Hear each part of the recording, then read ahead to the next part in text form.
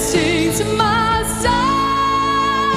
my Savior God, to thee. How great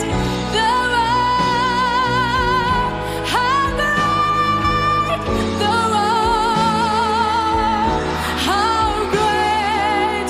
thou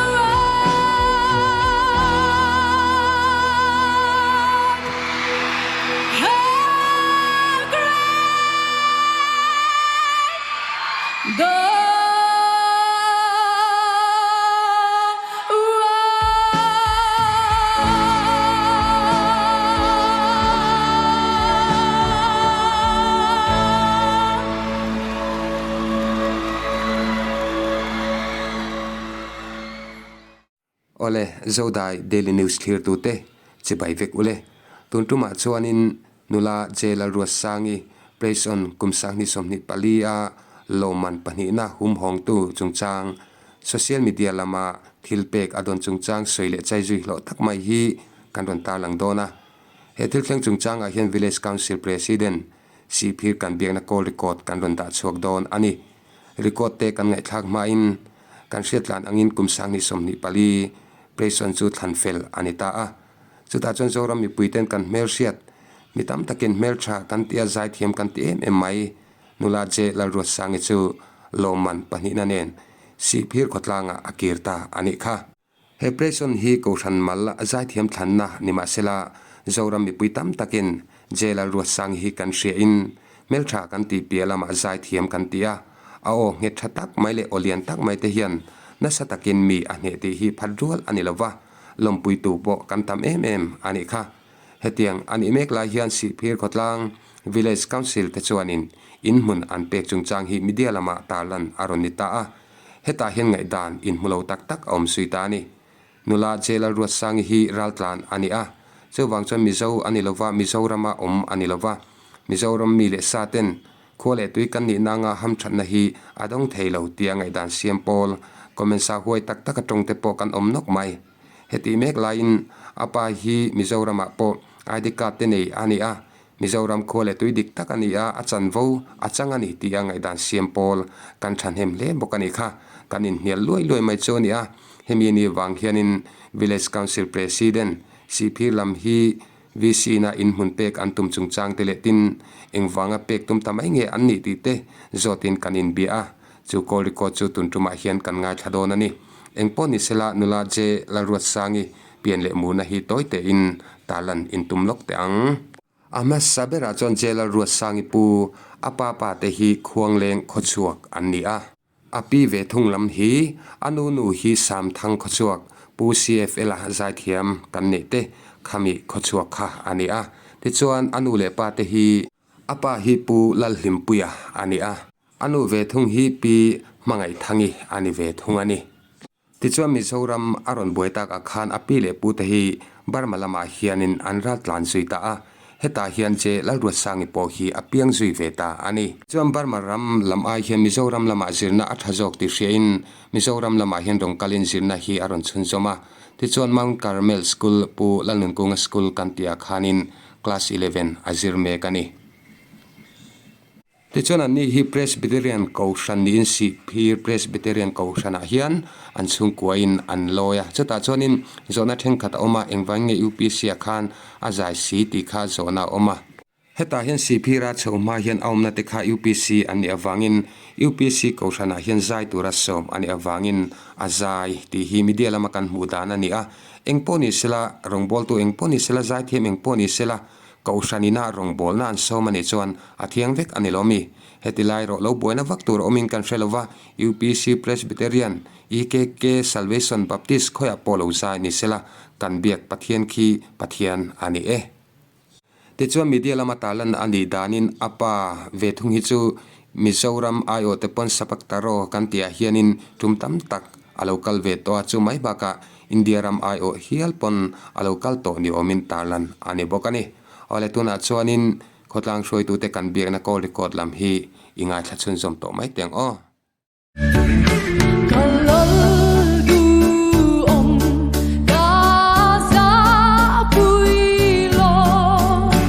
Arong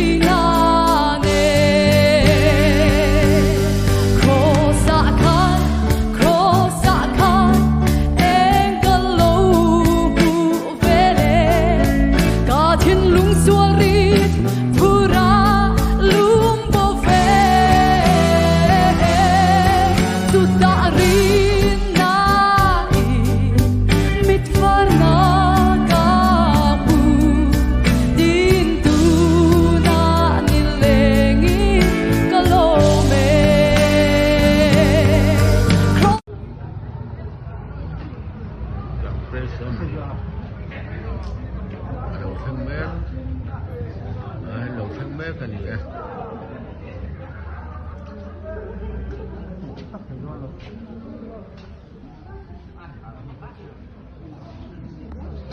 ngai thatu te voin hi November ni som ni pasari kumsang ni som ni pali ni lai ni ani a tuna hianin Sipir Village Council President pu lalnel oma kan bianga anena tang hian engemo a tunlaya isu pakhat zoram mi puiten thuin chu in hialna media lama kan nei hi anena tang hian hriat chen de ulekte kan be seidon ani ole kapu ma sain hun thamin han CM saka kalom he mai che baile chỉ vậy lên alle punel hei ni e ilo hre thonga nula je la ruat sangi nula tive to mai teila based on sangi le somni palia first runners up pani na lo manaron hum honga ni a chu si phir khotlang ponin lom pui hle mai ti social media te kan lo mu dan an ni a heti mek la hianin media lama chuan si phir village council ten in mun an pe ti chungchang kha ron darta ta chuanin in nialna to phlei theilo kan ti mai dong nge media hianan omta ni a ta chuanin nula jela ru sang hi ral tlan ani awangin India khuale tui ani lova India khuale tuiten ham thana kan mu thei ang chi te in mun dor han tiang chi e zona bulfuk le ngete kha anei thei lovani heya dik lovani tia changpol ten oma chuti line theng khatin ral tlana ni lo tia tran lo khopol pokan tho maya offense tam tak kan bok nen lai kha village council in hetiang thil in munte Mizoram in han petarum mai ti kan hriat danan ni boka khongai takin khatilai jeruat sangi in hun pe kan han lu tak tak ma in enge apas life lam nula jela ruat sangi nu le pa te khatiang lai tin si phira a in nga dante khatiang lai kha tulin ti te min han soi chosak mai don em yang nè alo mo me sang boi pa hi puya kan tia an ti ke pon ka lo siat ma to hianin si phir han lo om dai to me ngo khongain sang boi pa kha aming tha kha min sil tel theila avan lom don be aming tha tak hi eng puya ti ba hian ka lo chiang vak lo wa apoi lo ve puya hi ka kan ti ve ma ya pak tak ro ate han kan si phir tang ba ho te nen ten lo in khelin hun eng ma chen na lo om to a ti chuan ani phei chon kum som panga vel kom tong a ti si phir a hian mo i tak nen te phei chon kan in sian na i atlai deuh zong ma ti hian phira a tu te thokin zong ve thina in lo fathin an tia chung chu ka siat khan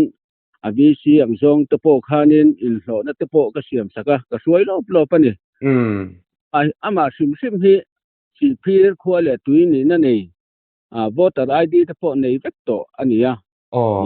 ai si phira aron om tang ti vel tang lo nei dai to ve hi nia chu ke ni si phir khwa te po hianin kan mi mu khwal te chiam lem lo bani mi le sang deuh thap hianin kan ngai to a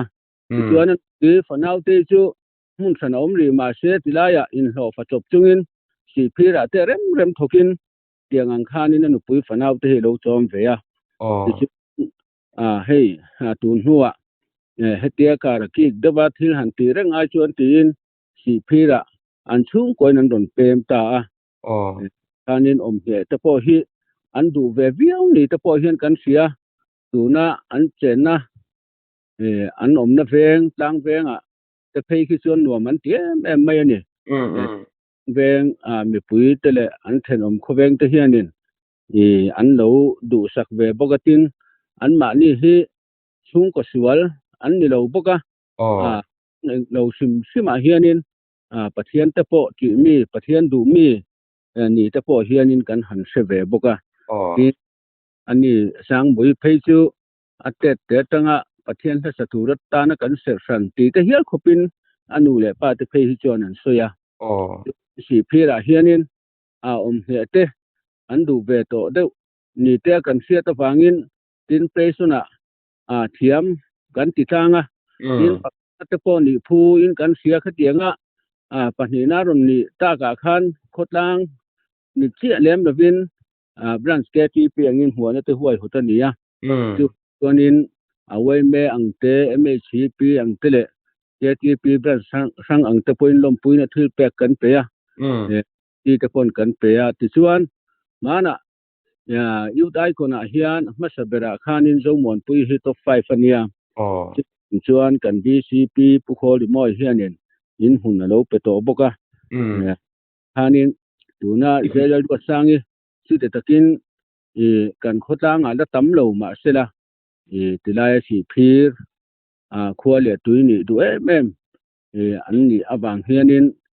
pem le mai te po tum to baklo ya kan se ta wang hianin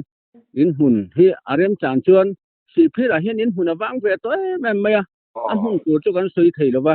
ma se lom puinan in hun ipe ve tiang kan ti top me ti khanin kan han puang ve thon maya in hun tur ta kan han melari ngai na lo wang a reng khop maya min tam deuh vek hi ni maya ti chuanin VC te pon kan han zong deuh kan puan nuwa te po ma se hual pakhat deuh chu kan neya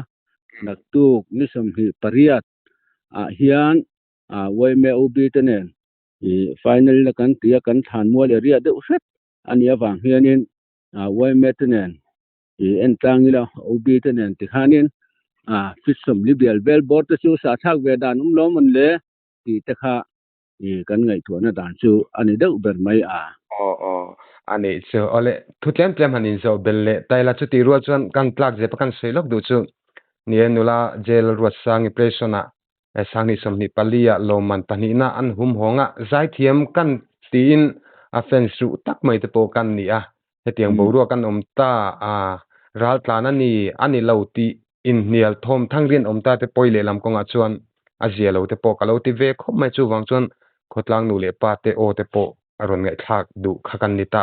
ti chuan khonga in sang pui pa kha pa khami pa kha hemi si phir mi zorama hianin ID kan voter ID kan ti te Aadhaar card kan ti hemi India khole tuini na zong hi chu anei vek ti na ni mo nei vek he khang te bang ve deuh te po khanin tin le lama chu tiang angin kan mi zo na thang dik tak le I lo ten nia en sang em san pa chuang lem na chu soi le soi nu tun ma tang te pon kan fiat ma tang te pon alo oma lo in ko zak to tin hetilai kan si phir tlang wal ten en phai te po se tak tak ro lo juk in khe dang ve zak to an nia chuanin kan si phir kan da mi sang lo khop mai si phir khotang chuan India khole tuani phekachan mu mission chan tur po khan om lowa chuti rualin India khole tuini na dan hetilai te hi kan chajeb le lokanga India khole tui ni na nei pa nga in eng nam po eng ram po vai po ni se sa po ni se anei chuanin mi pa in nupuya tan anei ani chuang kha India khole tuini na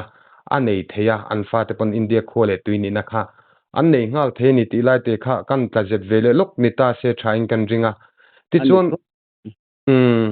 chuan khongain kapu